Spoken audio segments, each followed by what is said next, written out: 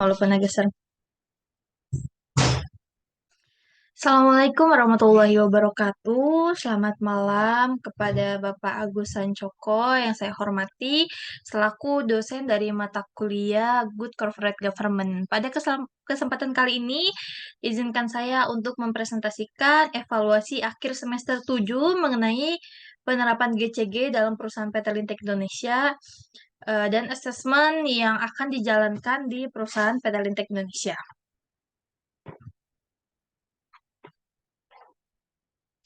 Sebelumnya, untuk materi ini sudah dipresentasikan saat evaluasi tengah semester. Tetapi hari ini saya akan membahas sekilas mengenai good corporate government di PT Lintek Indonesia ya. Untuk membangun good corporate government di perusahaan, tentunya harus ada faktor penting bagi keberhasilan perusahaan. Nah, dalam presentasi ini saya akan membahas tata kelola perusahaan yang baik dan penerapannya dalam perusahaan PT Lintek Indonesia.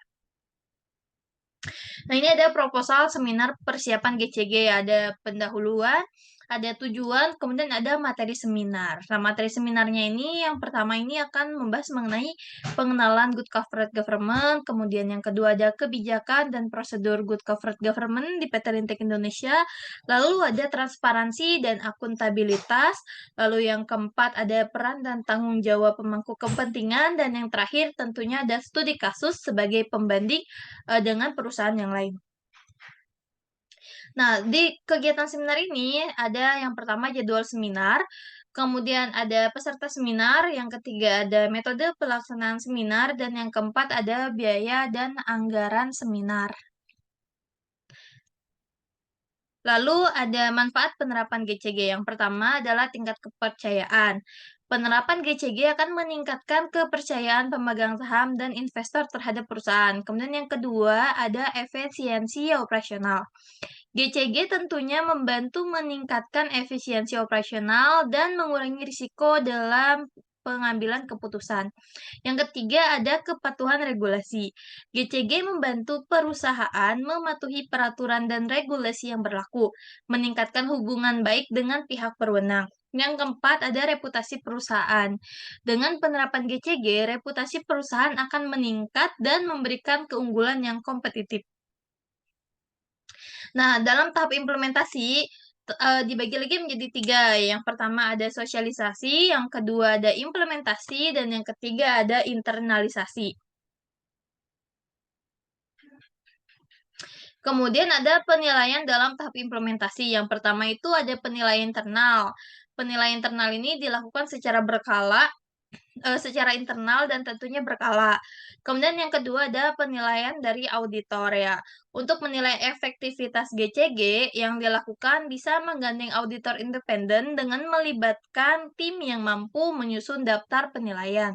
Lalu yang ketiga ada penilaian oleh pihak eksternal ya. Nah, hal penting dalam implementasi GCG yang pertama, satu langkah pada satu waktu. Lakukan sosialisasi secara bertahap, sehingga tidak terjadi kebingungan dan kecemasan saat pengimplementasikan GCG di perusahaan. Kemudian yang kedua, transparansi. Jadikan proses implementasi dan evaluasi GCG secara transparan. Yang ketiga ada pelatihan dan pengembangan. Pelatihan dan pengembangan karyawan tentang GCG akan membantu proses implementasi menjadi lebih mudah dan menyeluruh. Yang keempat, ciptakan lingkungan yang mendukung GCG. Ciptakanlah lingkungan kerja di perusahaan yang menguatkan prinsip-prinsip GCG, termasuk kode etik yang jelas, mekanisme whistleblowing, dan kebijakan-kebijakan anti korupsi lainnya. Nah, ini ada prinsip-prinsip GCG. Yang pertama, transparansi, yaitu menyediakan informasi yang jelas, akurat, dan mudah diakses kepada pemangku kepentingan. Yang kedua, akuntabilitas. Mewajibkan para pemangku kepentingan bertanggung jawab atas tindakan dan keputusan mereka. Yang ketiga, ada pemerataan. Memastikan keterlibatan secara adil dari berbagai pihak yang terkait dalam pengambilan keputusan. Nah, ini ada tahap evaluasi ya, ada timetable dan waktu pelaksanaannya. Bisa dilihat di sini dan ini sebenarnya sudah dijelaskan di, evaluasi tengah semester sebelumnya. Ini adalah gambaran sementara dari tahap rencana kerja evaluasi GCG dan waktu pelaksanaannya. Nah, kemudian tahap evaluasi dalam proses penerapan GCG di PT Lintek Indonesia melibatkan pembentukan tim evaluasi dan penerapan sanksi juga reward. Untuk pembentukan tim evaluasi sendiri, yang pertama, tim evaluasi GCG harus terdiri dari anggota yang kompeten dan memiliki pemahaman yang baik tentang prinsip-prinsip GCG. Yang kedua, setiap anggota tim harus memiliki pengetahuan yang memadai tentang kebijakan dan praktik GCG yang berlaku di perusahaan. Yang ketiga, tim evaluasi dapat terdiri dari perwakilan dari berbagai departemen atau divisi di perusahaan, termasuk manajemen senior, manajemen keuangan, hukum, dan sumber daya manusia. Lalu yang keempat, tim evaluasi bertanggung jawab untuk melakukan penilaian terhadap implementasi GCG di berbagai area perusahaan, termasuk kepatuhan terhadap peraturan dan kebijakan, transparansi, akuntabilitas, dan perlindungan kepentingan pemegang saham. Selain itu tentunya ada sanksi dan reward ya. Untuk sanksinya ini bisa berupa teguran tertulis, penurunan pangkat atau jabatan, atau bahkan pemecatan jika pelanggarannya serius terjadi ya. Kemudian untuk reward atau penghargaan dapat diberikan kepada individu atau departemen yang berhasil dalam menerapkan prinsip-prinsip GCG dengan baik dan mencapai hasil yang baik dalam evaluasi. Nah, ini ada membangun budaya GCG. Yang pertama itu harus komunikasi yang efektif, kemudian kesadaran yang tinggi, dan pelembagaan serta pembaharuannya. Untuk memastikan bahwa prinsip-prinsip GCG ditanamkan dan diikuti dalam setiap aspek bisnis. Nah, di sini ada dampak keberhasilan penerapan GCG di PT Lintek Indonesia. Yang pertama, kepuasan untuk pemangku kepentingan. Yang kedua ada kinerja finansial. Ya, tentunya GCG akan meningkatkan kinerja finansial perusahaan melalui pengelolaan yang baik dan juga transparansi. Yang ketiga ada berkelanjutan. Mengelola perusahaan dengan prinsip-prinsip yang berkelanjutan untuk mendukung pertumbuhan jangka panjang dan keberlangsungan bisnis. Di sini ada manfaat dari penerapan GCG di PT Lintek Indonesia. Yang pertama tentunya kepuasan akan diterima oleh karyawan. Yang kedua, reputasi perusahaan tentunya akan semakin bagus. Dan yang ketiga, perusahaan yang berkelanjutan. Artinya, implementasi GCG dapat memastikan bahwa perusahaan berkembang secara berkelanjutan dengan mengurangi risiko dan memperkuat kepatuhan regulasi. Di sini ada evaluasi dan perbaikan. Ada evaluasi. Evaluasi dilakukan secara berkala terhadap implementasi GCG untuk mengidentifikasi kelemahan dan peluang perbaikan. Yang kedua ada perbaikan. Untuk melakukan perbaikan berkelanjutan guna memperbaiki proses dan meningkatkan efektivitas penerapan GCG di PT Lintek Indonesia. Yang ketiga ada inovasi. Mendorong inovasi dan pengembangan terus-menerus dalam penerapan GCG untuk menjaga daya saing perusahaan. Lalu, berikut ini kita akan membahas mengenai laporan hasil SES Assessment penerapan Good Corporate Government pada perusahaan PT Lintek Indonesia. Nah, ini ada data umum perusahaannya. Yang pertama ada profil perusahaan. PT Lintek Indonesia sebagai bagian dari Lintek Corporation didirikan pada bulan Mei 1994. Didirikan dengan PT Parisindo Pratama dan PT Multi Esa Swadaya sebagai mitra lokal, perusahaan telah bersama-sama memainkan peran penting dalam mendukung pembangunan dalam banyak cara. PT Lintek Indonesia salah satu perusahaan swasta dengan produk pressure sensitive adhesif dan memasok kertas khusus. Yang kedua ada moto perusahaan. Moto perusahaan yaitu ketulusan dan kreativitas. Untuk mewujudkan moto perusahaan yaitu ketulusan dan kreativitas, Lintek Group menghasilkan nilai-nilai baru dengan mengembangkan 4 teknologi dasar berdasarkan Lintek Way dan panduan kepatuhan dari Lintek Group. Di bawah Lintek Sustainability Vision 2030, LSP 2030 yang menyongsong tahun terakhirnya pada tahun fiskal yang berakhir pada Maret tahun 2030, Lintek akan berkontribusi pada terwujudnya masyarakat yang berkelanjutan dengan memperkuat struktur perusahaan melalui inovasi dan menciptakan produk dan bisnis baru untuk pertumbuhan yang berkelanjutan. Nah, selanjutnya ada data umum mengenai penerapan GCG di PT Lintek Indonesia. Yang pertama ada dasar penugasan.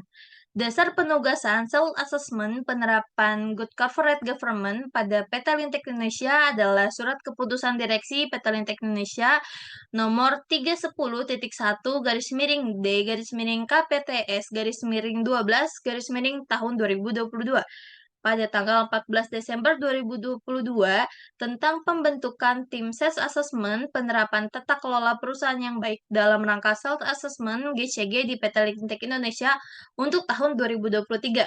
Jadi untuk penerapan GCG di 2023 ini, dasar penugasannya sudah dibuat dari akhir tahun 2022. Kemudian yang kedua, tujuan dari self-assessment.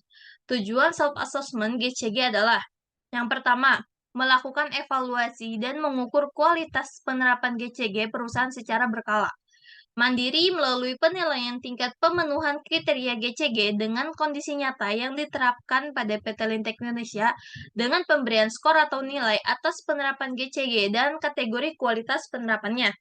Kemudian yang kedua, untuk mengidentifikasi kekuatan dan kelemahan penerapan GCG perusahaan, serta mengusulkan rekomendasi perbaikan untuk mengurangi celah atau gap antara antara kriteria GCG dan penerapannya pada PT Lintek Indonesia. Yang ketiga, memonitor konsistensi penerapan GCG pada PT Lintek Indonesia dan memperoleh masukan untuk penyempurnaan dan pengembangan kebijakan corporate governance perusahaan. Kemudian kita akan membahas data umum mengenai penerapan GCG di PT Lintek Indonesia lanjutan. Yang poin ketiga ini mengenai ruang lingkup dan periode self assessment. Ruang lingkup self assessment GCG. Ruang lingkup pelaksanaan self-assessment GCG pada PT Lintek Indonesia meliputi semua aspek yang mendukung pelaksanaan GCG yang terbagi dalam 6 aspek pokok. Yang pertama, komitmen terhadap penerapan tata kelola perusahaan yang baik secara berkelanjutan. Kemudian yang kedua, pemegang saham dan RUPS. Yang ketiga, Dewan Komisaris. Yang keempat, direksi. Yang kelima, pengungkapan informasi dan transparansi. Yang keenam, aspek lainnya. Kalau untuk poin B, periode self-assessment GCG. Periode yang dinilai penerapan GCG-nya adalah tahun 2023, dimulai dari 15 Januari 2023 sampai dengan 31 Maret tahun 2023. Dengan memperhatikan periode sebelum maupun sesudahnya sepanjang memiliki kaitan dengan dasar pengambilan kesimpulan atau penilaian. Lalu yang keempat adalah metodologi self-assessment. Metodologi yang akan digunakan dalam self-assessment penerapan GCG pada PT Lintek Indonesia adalah yang pertama, pengumpulan dokumen. Pengumpulan dokumen ini dilakukan dengan cara review dokumen. Review dokumen dilakukan terhadap dokumen PT Lintek Indonesia yang terkait dengan struktur dan proses governance perusahaan.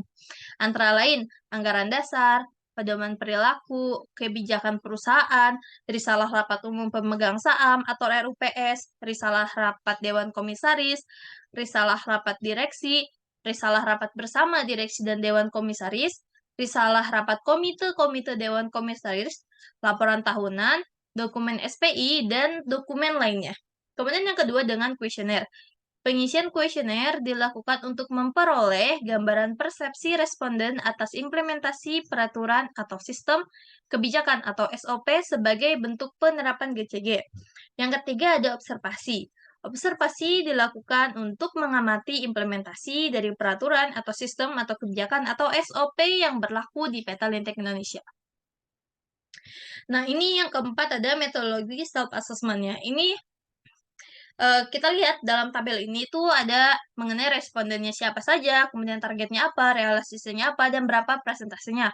Di sini respondennya itu ada pemegang saham, Dewan Komisaris, Komite Dewan Komisaris, Direksi, Kepala SPI, Sekretaris Perusahaan, Manajemen Kunci, dan juga karyawan. Dengan totalnya itu berjumlah 194.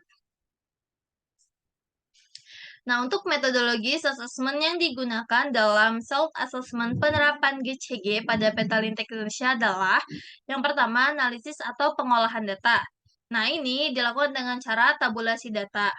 Hasil review dokumen, kuesioner fokus group discussion, dan observasi dianalisis untuk mendapatkan capaian penerapan GCG per parameter, per indikator, per aspek pengujian, serta skor hasil asesmen. Nah, yang kedua, presentasi hasil sementara.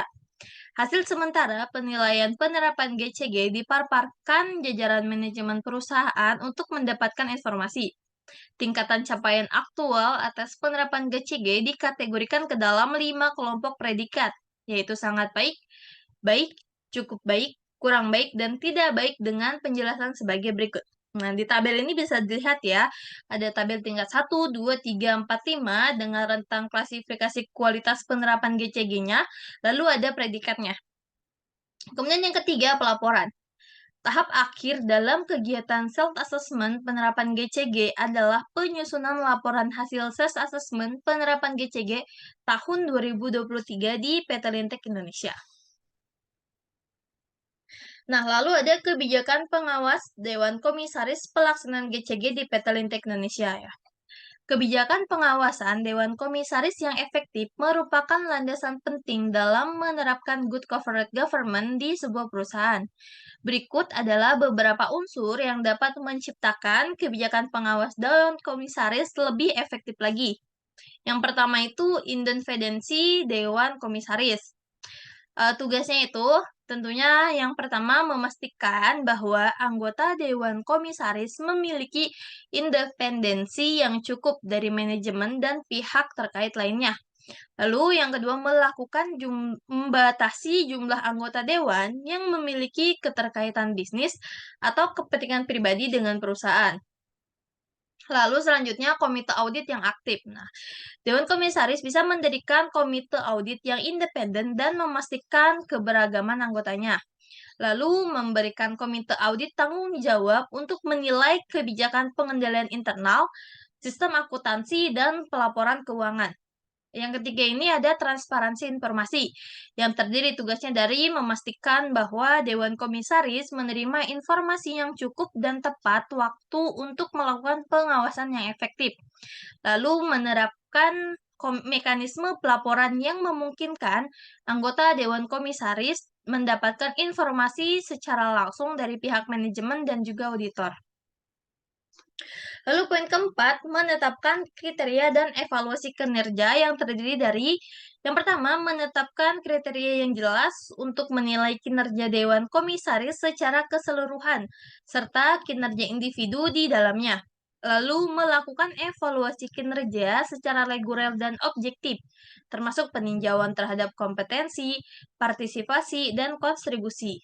Yang kelima ada pelatihan dan pengembangan yang terdiri dari menyelenggarakan pelatihan dan pembinaan secara rutin bagi anggota Dewan Komisaris untuk dapat meningkatkan pemahaman mereka terhadap perkembangan terkini di bidang GCG dan industri.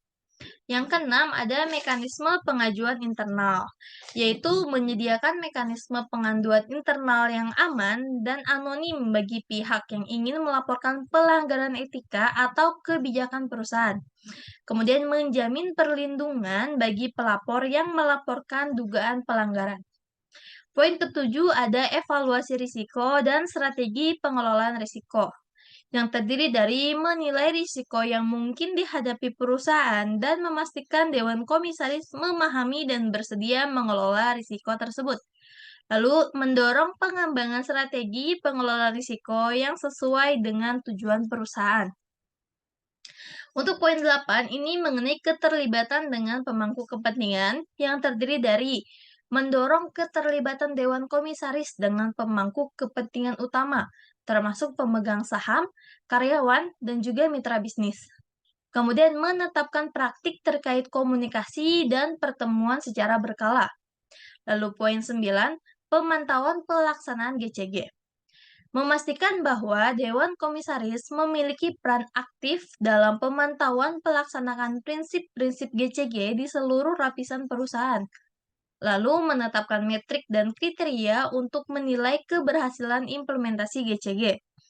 Poin yang ke-10 atau terakhir ini, komitmen terhadap etika dan penilaian perusahaan. Yang tentunya ini Dewan Komisaris harus mendorong untuk menetapkan dan mematuhi etika dan nilai-nilai perusahaan. lalu menegaskan komitmen untuk menciptakan budaya perusahaan yang sejalan dengan prinsip-prinsip GCG. Uraian hasil self-assessment. Kami telah melakukan self-assessment penerapan GCG pada PT Lintek Indonesia tahun 2023 yang mencangkup 6 aspek pengujian. Penerapan parameter GCG adalah tanggung jawab manajemen perusahaan. Self-assessment terhadap penerapan GCG pada PT Lintek Indonesia dilaksanakan berdasarkan metode dan prosedur self-assessment sesuai peraturan yang ada. Aspek yang dinilai terangkum dalam 43 indikator dengan 153 parameter.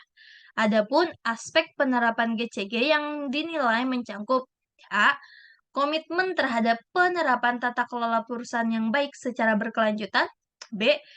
Pemegang saham dan RUPS. C. Dewan Komisaris. D. Direksi, pengungkapan informasi dan transparansi. Dan yang kelima, aspek lainnya. Dari hasil self-assessment, penerapan GCG pada PT Lintek Indonesia tahun 2023 mencapai skor 89,19 dari skor maksimal 100 dengan kategori predikat sangat baik. Nah, ini yang pertama itu aspek komitmen terhadap penerapan tata kelola perusahaan yang baik. Nah, ini indikatornya ini yang pertama ada perusahaan memiliki pedoman tata kelola perusahaan yang baik, GCG Code, dan pedoman perilaku, Code of Conduct. Predikatnya ini sangat baik. Kemudian yang kedua, perusahaan melaksanakan pedoman tata kelola perusahaan yang baik dan pedoman perilaku secara konsisten. Predikatnya sangat baik. Lalu yang ketiga, perusahaan melakukan pengukuran terhadap penerapan tata kelola perusahaan yang baik, yang hasil predikatnya juga sangat baik. Lalu yang keempat, perusahaan melakukan koordinasi pengelolaan dan administrasi laporan harta kekayaan penyelenggara negara, LHKPN, dengan prediksi sangat baik. Yang kelima, perusahaan melaksanakan program pengendalian gratifikasi sesuai dengan ketentuan yang berlaku. Predikatnya baik. Lalu yang keenam, perusahaan melaksanakan kebijakan atas sistem pelaporan atas dugaan penyimpangan pada perusahaan yang bersangkutan, whistleblowing system, dengan predikat sangat baik. Lalu yang kedua, aspek pemegang saham dan RUPS. Ada indikatornya. Yang pertama, RUPS atau pemegang saham melakukan pengangkatan dan pemberhentian direksi dengan predikat sangat baik. Yang kedua, RUPS atau pemegang saham melakukan pengangkatan dan pemberhentian Dewan Komisaris dengan predikat baik. Lalu yang ketiga, RUPS atau pemegang saham memberikan keputusan yang diperlukan untuk menjaga kepentingan usaha perusahaan dalam jangka panjang dan jangka pendek sesuai dengan peraturan perundang-undangan dan atau anggaran dasar dengan predikat sangat baik. Lalu yang keempat, RUPS atau pemegang saham memberikan persetujuan laporan tahunan termasuk pengesahan laporan keuangan serta pengawasan Dewan Komisaris sesuai dengan peraturan perundang-undangan dan atau anggaran dasar dengan predikat sangat baik. Yang kelima, RUPS atau pemegang saham mengambil keputusan melalui proses yang terbuka dan adil serta dapat dipertanggungjawabkan dengan predikat sangat baik. Yang keenam, RUPS atau pemegang saham melaksanakan tata kelola perusahaan yang baik sesuai dengan peraturan, dengan predikat baik. Lalu selanjutnya ada aspek Dewan Komisaris. Indikatornya yang pertama ini, Dewan Komisaris melaksanakan program pelatihan atau pembelajaran secara berkelanjutan. Predikatnya sangat baik. Lalu yang kedua, Dewan Komisaris melakukan pembagian tugas, wewenang, dan tanggung jawab secara jelas, serta menetapkan faktor-faktor yang dibutuhkan untuk mendukung pelaksanaan tugas Dewan Komisaris dengan predikat sangat baik. Lalu yang ketiga, Dewan Komisaris memberikan persetujuan atas rancangan RJPP dan RKAP yang disampaikan oleh direksi, predikatnya sangat baik. Yang keempat, Dewan Komisaris memberikan arahan terhadap direksi atas implementasi rencana dan kebijakan perusahaan dengan predikat sangat baik. Lalu yang kelima, Dewan Komisaris melaksanakan pengawasan terhadap direksi atas implementasi rencana dan kebijakan perusahaan dengan predikat sangat baik. Lalu yang keenam, Dewan Komisaris melakukan pengawasan terhadap pelaksanaan kebijakan pengelolaan anak perusahaan atau perusahaan patungan dengan predikat sangat baik. Yang ketujuh, Dewan Komisaris berperan dalam pencalonan anggota direksi, menilai kinerja direksi, dan mengusulkan insentif kinerja sesuai dengan ketentuan yang berlaku dan mempertimbangkan kinerja direksi dengan predikat sangat baik. Lalu yang kedelapan, Dewan Komisaris melakukan tindakan terhadap potensi benturan kepentingan yang menyangkut dirinya dengan predikat sangat baik. Lalu yang kesembilan, Dewan Komisaris memantau dan memastikan bahwa praktik tata kelola perusahaan yang baik telah diterapkan secara efektif dan berkelanjutan dengan predikat cukup baik. Lalu yang ke-10, Dewan Komisaris menyelenggarakan rapat Dewan Direksi Komisaris dengan predikat sangat baik. Lalu yang ke-11, Dewan Komisaris memiliki sekretaris Dewan Komisaris dengan predikat sangat baik. Nah, lalu yang keempat ini ada aspek direksi.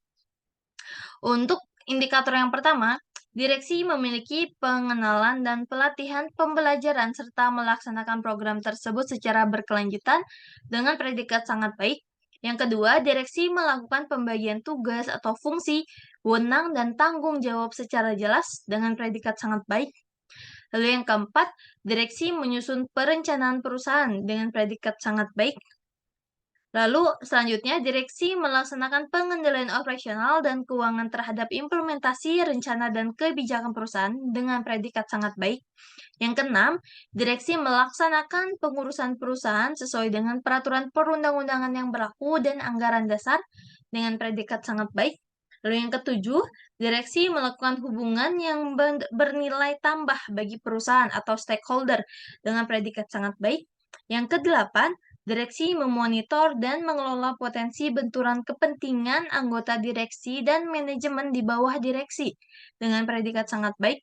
Lalu yang kesembilan, direksi memastikan perusahaan melaksanakan keterbukaan informasi dan komunikasi sesuai dengan peraturan perundang-undangan yang berlaku dan penyampaian informasi kepada Dewan Pengawas dan pemilik modal secara tepat waktu dengan predikat sangat baik. Lalu yang kelima, aspek pengungkapan informasi dan transparansi. Dengan indikator yang pertama, perusahaan menyediakan informasi perusahaan kepada stakeholder dengan predikat sangat baik. Lalu yang kedua, perusahaan menyediakan bagi stakeholder akses atas informasi perusahaan yang relevan, memadai, dan dapat diandalkan secara tepat waktu dan berkala. Predikatnya sangat baik. Lalu yang ketiga, perusahaan mengungkapkan informasi penting dalam laporan tahunan dan laporan keuangan sesuai dengan peraturan perundang-undangan dengan predikat sangat baik. Nah, ini adalah ringkasan hasil penilaian penerapan Good Corporate Government di PT Lintik Indonesia pada tahun 2023. Untuk aspek pengujian atau indikator parameter yang pertama, komitmen terhadap penerapan tata kelola perusahaan yang baik secara berkelanjutan, bobotnya dari 7, skornya 6,619 dengan capaian 94,56%, yang penjelasannya sangat baik. Lalu yang kedua, pemegang saham dan RUPS atau pemilik modal bobotnya 9 dengan skor 8,427 dengan capaian presentasi 93,63% dengan penjelasan sangat baik. Lalu yang ketiga, Dewan Komisaris atau Dewan Pengawas bobotnya 35 dengan skor 32,817 dengan capaiannya 93,76%, penjelasannya sangat baik. Lalu yang keempat ada direksi dengan bobot 35, lalu skornya 32,841 dengan capaian 93,83%. Penjelasannya sangat baik. Lalu yang kelima ada pengungkapan informasi dan transparansi dari bobot 9, skornya itu 8,484 dengan capaiannya 94,26% dan penjelasannya sangat baik. Aspek lainnya dari bobot 5, skornya 0 dan capaian 0%. Jadi total skor keseluruhannya itu dari bobot 100 mendapatkan skor 89,188 dengan penjelasan sangat baik. Nah, kaitan penerapan Good Corporate Government yang baik dapat mengurangi atau menghilangkan budaya korupsi di PT Lintek Indonesia. Penerapan Good Corporate Government yang baik memiliki kaitan yang erat dengan upaya mengurangi atau menghilangkan budaya korupsi dalam suatu perusahaan. Beberapa alasan mengenai bagaimana GCG dapat berkontribusi untuk mengatasi budaya korupsi. Yang pertama karena transparansi ya. GCG mendorong perusahaan untuk menjadi lebih transparan dalam kebijakan, prosedur, dan keputusan bisnisnya. Dengan transparansi yang tinggi, keputusan dan tindakan yang diambil oleh manajemen menjadi lebih terbuka dan pemangku kepentingan termasuk karyawan dan pemegang saham. Yang kedua ada akuntabilitas. Prinsip GCG menekankan pentingnya akuntabilitas di semua tingkatan organisasi. Dengan adanya sistem akuntabilitas yang kuat, setiap individu di perusahaan merasa bertanggung jawab atas tindakan mereka, mengurangi peluang untuk melakukan korupsi. Yang ketiga, sistem pengaduan dan whistleblowing. GCG mendorong perusahaan untuk memiliki sistem pengaduan dan whistleblowing yang aman dan efektif. Dengan adanya mekanisme ini, karyawan merasa lebih nyaman untuk melaporkan potensi kasus korupsi tanpa takut represalias. Dengan menggabungkan prinsip-prinsip GCG dalam budaya perusahaan, organisasi dapat menciptakan lingkungan di mana tindakan korupsi sulit berkembang. Pengelolaan risiko, akuntabilitas, dan budaya perusahaan yang berorientasi pada integritas adalah kunci untuk mengurangi atau bahkan menghilangkan praktik korupsi di dalam sebuah perusahaan. Cukup sekian presentasi dari saya.